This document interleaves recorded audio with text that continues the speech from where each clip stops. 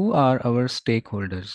Typically, on a project, we have stakeholders internal to the team, to the project, internal to the organization where the project is done, as well as people who are external to the organization. Anyone who is impacted positively or negatively by the objectives of our project by while we carry out the work required for the project, by the results of our project. If anyone is anticipating any fear of loss of property, fear of loss of benefits, anything, or anyone is interested in our project because in the end they're gonna benefit.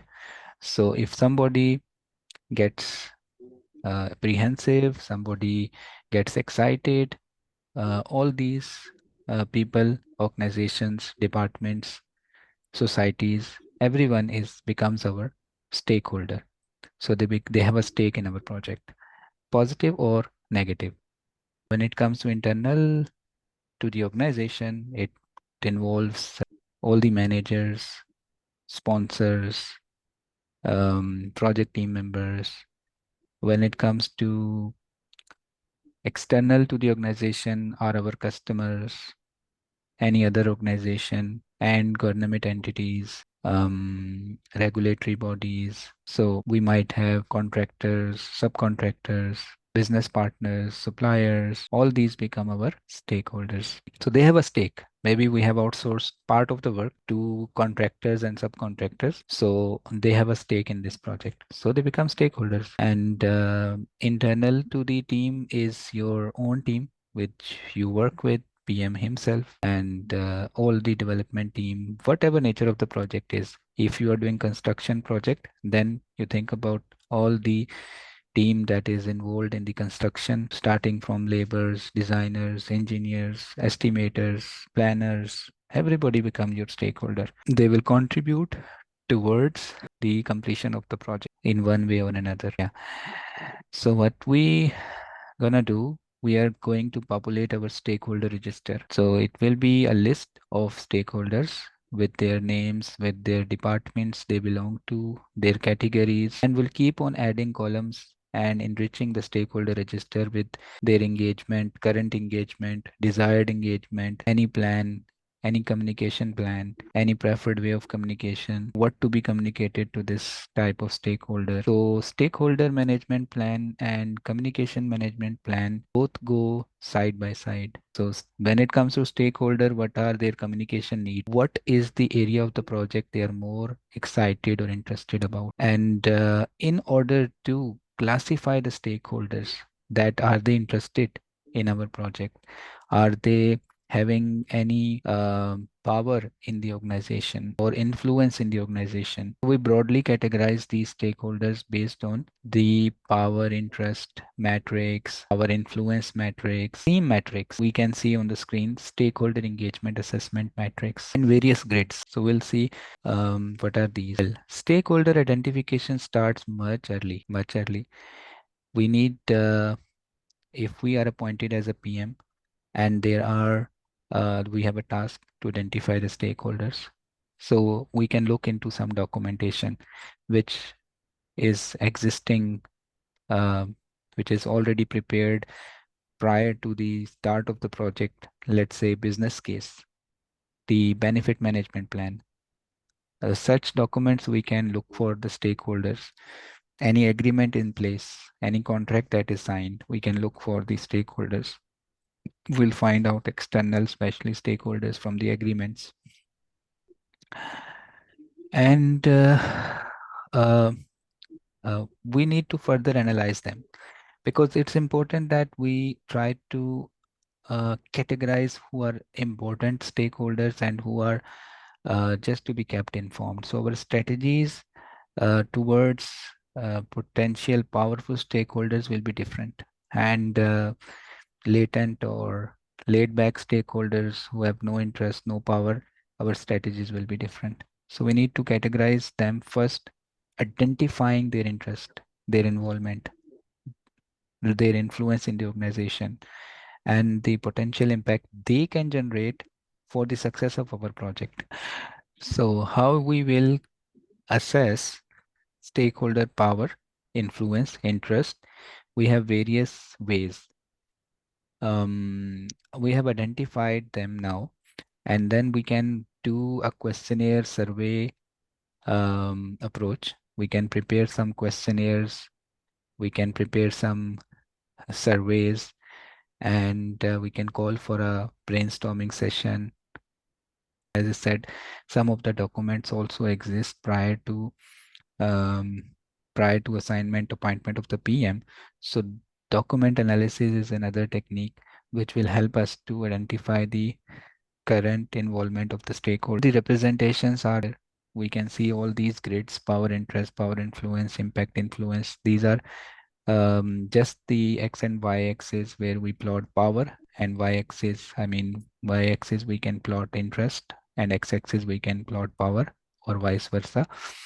Similarly, if we plot power against influence, we will find another grid. Impact against influence, will find another. There's not much difference, but it's just a way of looking at these. To start with, we prepare our stakeholder register. It's nothing other than an a matrix which has various columns. Start with, it has stakeholder name, stakeholder department, their power, their influence, their interest, whatever we will keep on identifying will be adding there, their preferred way of communication, and the area of interest in the project. What are the areas they have in the project? What are their expectations from the project? So name of the stakeholder, title, internal or external, what is the role in the project, what are the major requirements from the project, or where they are interested, which part of the project or deliverable they are interested in, what are their expectations from the project, what is their influence and attitude towards the project. That's a grid. That's a grid we can see. It's comprehensive. It tells power mean what is their authority level. Definitely higher in the organization, people are more power, having more power. Interest is subjective. Interest is that what is their concern? Are they concerned about the project outcomes? What is there in that project for them? What is the area of interest for them? What you will bring for them with this project, right? Influence mean, are they having any ability to influence project outcomes or cause any changes to your planning or execution? Classify a stakeholder in various matrices that we just talked about. So let's take an example of power interest. We have four quadrants: a low interest stakeholder and a low power stakeholder. You may choose to monitor them, just monitor them. People who are more interested but not having much power, we can keep them informed. That's the only thing we would be doing. So we'll not take much effort in managing those stakeholders. We'll just keep them informed, see them. But the people who has power, our strategy will be different. Even if they have low interest, we need to keep them satisfied. And the right side is managed closely. People with high power and high interest in this upper right hand corner, we need to manage them closely. Anybody falling under this category has, he or she has got more power and more interest, so we need to keep them involved in all the meetings, probably appraise them, get their buy-in. They should be aware in and out of your project. The direction of influences. Okay, so if you are talking about upper management, then it is upward. Any team, if you talk about your team, then it is downward. And if you go towards external environment, then it is outward. And if you look about functional managers, your other project managers at the same, in the same organization, your peers, then this is sidewards. Holders is salience model, which provides us three areas: stakeholders which demand urgency, stakeholders which demands legitimacy, and which has power. Okay, so let's talk about urgency. Urgency means that they have time concern. The stakes are high.